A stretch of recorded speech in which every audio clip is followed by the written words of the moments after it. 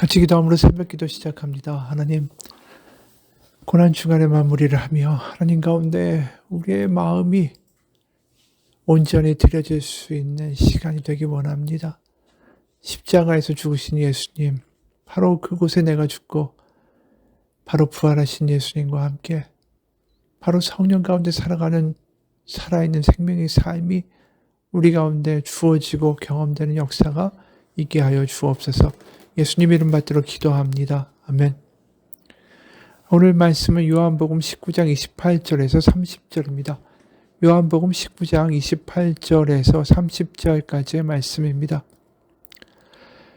그 후에 예수께서 모든 일이 이미 이루어진 줄 아시고 성경을 응하게 하려 하사 이르시되 내가 목마르다 하시니 거기에 신 포도주가 가득히 담긴 그릇이 있는지라.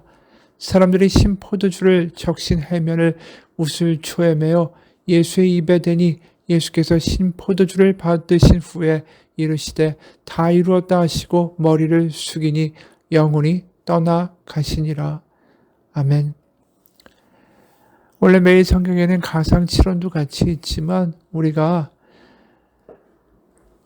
금요기도회에서 가상칠언을 같이 나누고 기도했기 때문에 오늘 본문만 가지고 설교를 하겠습니다.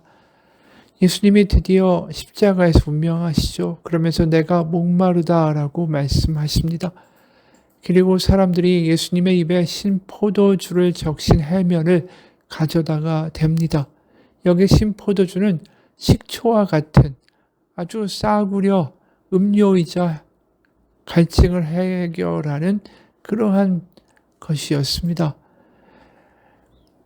그런데 이렇게 신 포도주를 예수님의 입에다 갖다 대는 장면도 우연이 아니라 구약에 나와 있는 말씀의 성취라고 합니다.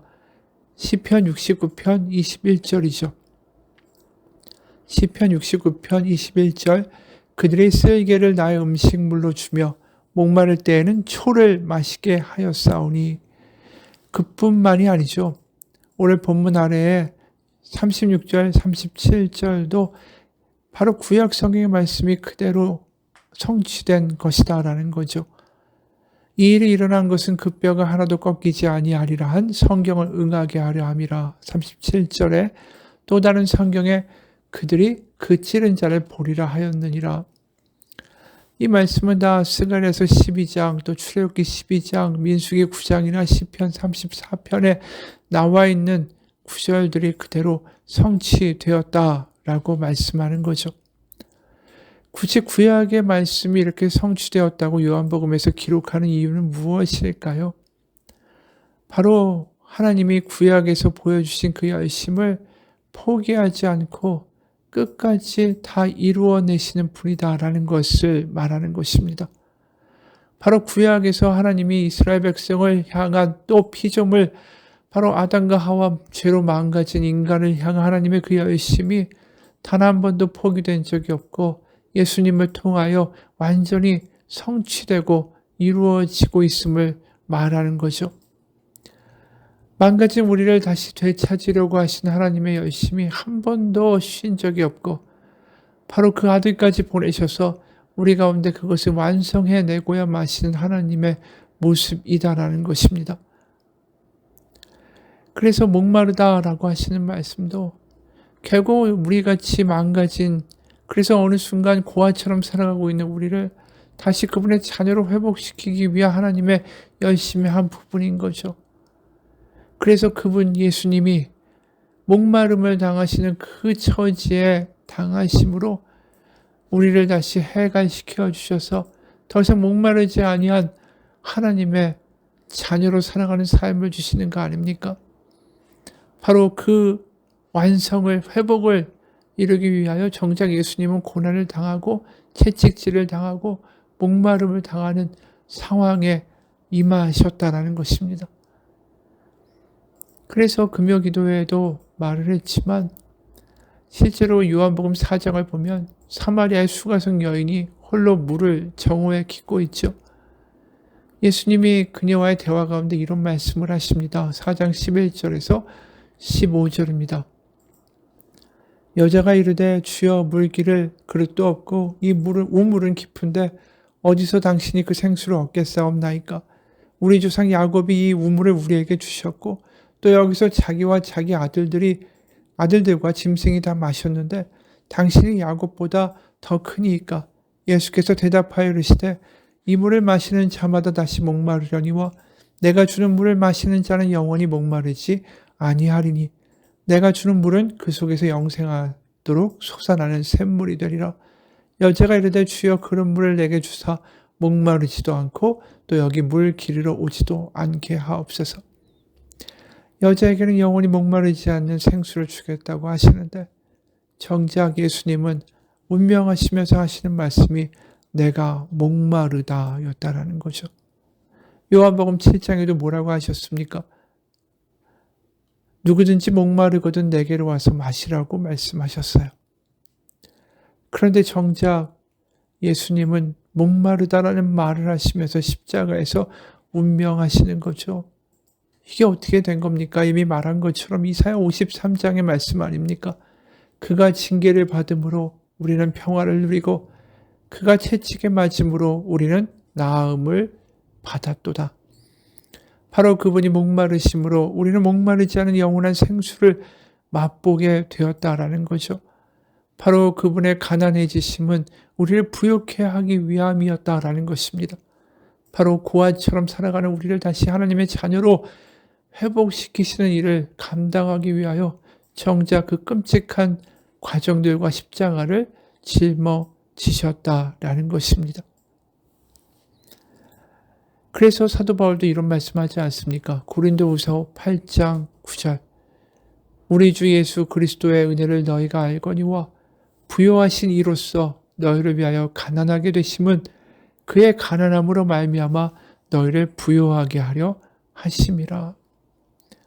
바로 우리의 모든 순간들, 낙담과 고난과 목마름과 배고픔의 순간들을 주님이 다 이 땅에서 겪으심으로 그 모든 것들을 고치시고 회복시키시는 역사를 감당하셨다라는 거죠. 우리 가운데 병과 아픔과 슬픔과 고독과 외로움과 목마름과 배고픔의 순간이 다 주님이 겪으신 순간이었기 때문에 그 순간 가운데 내가 너를 안다라고 말씀하실 수 있는 하나님이 되시고 그리고 그 구렁텅이와 어둠 가운데 있는 우리를 손을 잡아서 끌어내어 주실 수 있는 하나님이 되어 주신다라는 것입니다. 실제로 마태복음 26장 28절을 보면 이런 말씀을 하시죠. 많은 사람을 위하여 흘리는 바 나의 피 곧 언약의 피니라. 바로 십자가에서 흘리는 피가 바로 살리는 피고 언약의 피다. 바로 선택하신 백성을 끝까지 회복시키고 포기하지 아니하신 하나님의 언약을 이루시는 하나님의 피다라는 거죠. 여기서 흘린다라고 말씀하실 때 내가 흘린다. 이 헬라어는 에케오라는 헬라어입니다. 이 단어는 그릇에 담긴 항아리에 담긴 액체가 꿀꺽꿀꺽 하면서 쏟아져 나오는 모습을 묘사하는 단어예요. 바로 예수님이 자신의 피를 꿀꺽울꺽 쏟으시면서 우리의 목마름을 마치 빈 잔에 포도주를 담아 주듯이 생명수를 담아주시고 성령을 담아주시는 거죠. 그래서 이렇게 담아주시는 이 모습 에케오라는 단어가 사도행전 2장 17절에 의미심장하게 다시 등장합니다. 거기에 무슨 말씀이 나옵니까? 내가 내 영을 모든 육체에 부어주리니 바로 예수님이 십자가에서 그 피를 울컥울컥 쏟으시는 그 모습이 바로 성령이 우리 가운데 부어주시는 모습과 똑같다라는 거예요. 바로 예수님의 피를 흘리시는 그 장면이 바로 우리에게 성령을 부어주시기 위한 하나님의 과정이었다라는 거죠. 우리의 목마름을 해갈시켜주기 위하여 자신의 피를 울컥울컥 쏟아내시고 성령을 부어주시는 하나님의 모습이 바로 십자가에 나타난 예수님의 오늘의 본문의 목마르다의 장면이었습니다. 한 글로 오늘의 이야기를 마치죠. 설교를. 평생을 일그러진 얼굴로 숨어 살다시피 한 아버지가 있었습니다. 그에게는 아들과 딸, 남매가 있었는데 심한 화상으로 자식들을 돌볼 수가 없어서 고아원에 맡겨놓고 시골의 외딴 집에서 아버지만 따로 살았죠. 그런데 아버지가 자신들을 버렸다고 생각한 자식들은 아버지를 정작 원망하면서 자랐습니다. 어느 날 아버지라면서 나타난 사람은 화상을 입어서 얼굴이 흉하게 일그러져 있었고 손가락은 북터 있거나 없는 모습이었습니다. 저 사람이 나를 낳아준 아버지란 말이야.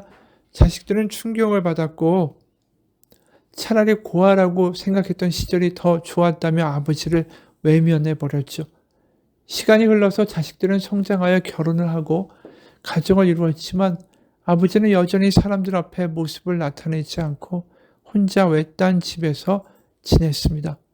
몇 년 후에 자식들은 아버지가 돌아가셨다는 소식을 들었죠. 그동안 왕래가 없었고 아버지를 인정하지 않고 살았던 자식들이었기 때문에 아버지의 죽음 앞에서도 별다른 슬픔이 없었습니다. 하지만 자신들을 낳아준 아버지의 죽음까지 외면할 수는 없어서 시골의 외딴 집으로 갔죠. 외딴 집에서는 아버지의 차디찬 죽음만이 기다리고 있었습니다. 마을 노인 한 분이 문상을 와서 아버지가 평소에 늘 입버릇으로 화장은 싫다, 뒷산에 묻어다오라고 말했다라는 걸 일러주었습니다. 하지만 아버지를 원망했던 자식들은 아버지를 산에 묻으면 명절이나 때마다 찾아오는 게 번거롭고 귀찮아서 그냥 화장을 하겠다라고 했어요. 아버지를 화장하고 돌아오는 자식들은 아버지의 짐을 정리해서 태우기 시작했죠.